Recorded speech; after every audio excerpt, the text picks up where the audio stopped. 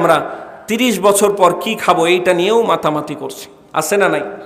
যাদেরকে আল্লাহ সম্পদ দিয়েছে দান করেন, সন্তান সন্ততির জন্য রাখেন, চলে যাবেন দুনিয়া থেকে যখন চলে যাবেন, বছর ঘুরে একবার হয়তো দোয়া করবে, বছর ঘুরে হয়তো কিছু হাফেজ খাওয়ায়া দিবে, বছর ঘুরে হয়তো আপনার কবরের কাছে যে একবার দোয়া করবে, এটাই শেষ। আপনার দান আপনি যদি না করেন দুনিয়াতে আপনার দান আর কেউ করবে না।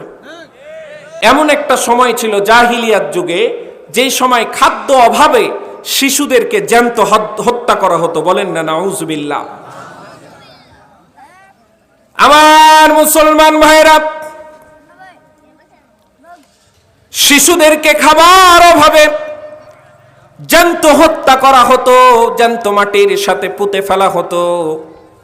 আল্লাহ রাব্বুল আলামিন কোরআনুল কারীমে আয়াত নাজিল করলেন, ওয়ালা তাকতুলু আওলাদাকুম খাশিয়াতা ইমলাক নাহনু নারযুকুহুম ওয়া ইয়্যাকুম ইন্না ক্বাতালাহুম কানা খিতআন কাবীরা। আরো একবার বলেন না আল্লাহু আকবার। আল্লাহ রাব্বুল আলামিন বলছে, আমার বান্দারা শুনে নাও, তোমরা তোমাদের সন্তানদেরকে হত্যা করো না খাওয়ার অভাবে। কারণ আপনার সন্তানদেরকে যে রিজিক দেন তিনি কে? আপনাদেরকেও যে রিজিক দেন তিনি কে? আল্লাহ রাব্বুল আলামিন বলছে, নাহনু নারযুকুহুম ওয়া ইয়্যাকুম। এটা কতই না অবাস্তব যে মানুষ ভাবে আমি খাওয়াবো কি। সন্তান একাধিক হয়ে গেছে, আমরা ভাবতে থাকি এতগুলো সন্তানকে খাওয়াবো কোত্থেকে। ওরে আমার মুসলমানেরা, কেন এখন পর্যন্ত আপনারা বুঝতে পারলেন না? আপনি আসার 50,000 বছর পূর্বে আল্লাহ রিজিক তৈরি করেছে। কত হাজার বছর পূর্বে? 50,000 বছর পূর্বে আল্লাহ তাবারক ওয়া তাআলা আপনার জন্য রিজিক বরাদ্দ দিয়েছে। কেউ কারো রিজিকের জিম্মাদার নাই। প্রত্যেকের রিজিকের জিম্মাদার যিনি দিয়েছেন তিনি কে? আল্লাহ রাব্বুল আলামিন বলছে, ওমা মিন দাব্বাতিন ফিল আরদি ইল্লা আলাল্লাহি রিজকুহা ওয়া ইয়ালামু মুস্তাকাররুহা ওয়া মুস্তাওতাআহা। বলেন আল্লাহু আকবার।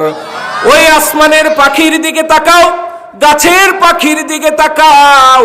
ওই পাখিটা সকালবেলা ক্ষুধার্ত পেট নিয়ে বেরিয়ে যায়, কিন্তু যখন বাড়ির দিকে ফিরে আসে সন্ধ্যাবেলায় আমার মালিক তাকে ভর পেট খানা খাওয়ার পরে বাড়ির দিকে ঢুকায়, ঠিক কিনা? পৃথিবীতে মানুষ শুধুমাত্র ব্যতিক্রম কাজ করে, যারা আল্লাহর উপর ঈমান নাই। আজ থেকে 60 বছর পর কি খাবো এটাও আমরা এখন ঠিক করে রেখেছি, আছে না নাই? ব্যাংকে টাকা জমা, কি হবে ভবিষ্যতে কি করব, 30 বছর পর কি করব, অবসরে গেলে কি করব। আরে বেটা, তুমি যে বাঁচবা এইটার গ্যারান্টি তোমাকে কে দিল? বলেন ঠিক কিনা? সব জমা করে দাও, অ্যাসেট জমা করো, ছেলের জন্য জমা করো, শুধু জমা করো। আল্লাহ তো বলছে, ইন্নামা আমওয়ালুকুম ওয়া আওলাদুকুম ফিতনা। তোমাকে সন্তান দিলাম, ধন দিলাম, দৌলত দিলাম, সন্তান সন্ততি দিলাম, এটা তো দুনিয়ার জন্য পরীক্ষা হিসাবে দিলাম। তোমাকে টাকা দিয়েছি, এই জন্য টাকাকে এইভাবে তুমি একেবারে ভাঁজ করে রেখে দিয়েছো কি টাকা আর ছাড়বো না। তুমি যখন চলে যাবা সাদা 3টা কাফন ছাড়া তোমার কপালে আর কিছুই জুটবে না। কত টাকা জমা করবে? আপনাদের এলাকায় বড় মিয়া সাহেবরা মারা গেছে না? তাদের বাগানগুলো আছে না চলে গেছে? তাদের সাথে চলে গেছে, সে চলে গেছে, বাগানগুলো আছে না নাই? আছে। তাহলে রিজিক নিয়ে এত কেন টেনশন আমাদের? খাওয়াবে তো আল্লাহ।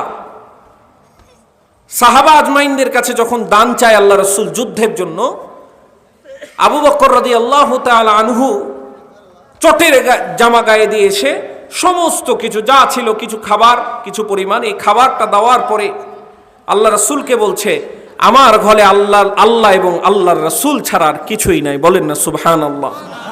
কি খাবে কালকে এইটা তারা চিন্তা ভাবনা করে নাই, কারণ যে যিনি খাওয়াবেন তিনি কে?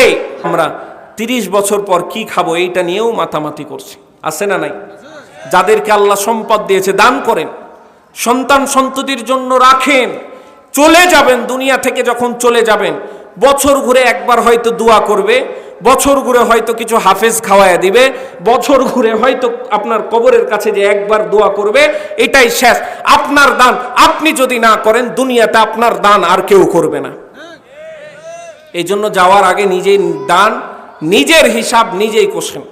কষ্ট করে ইনকাম করেছি, দানও করব, সন্তানদেরও হক রাখবো, কিন্তু দানও করে যাব, ঠিক কিনা?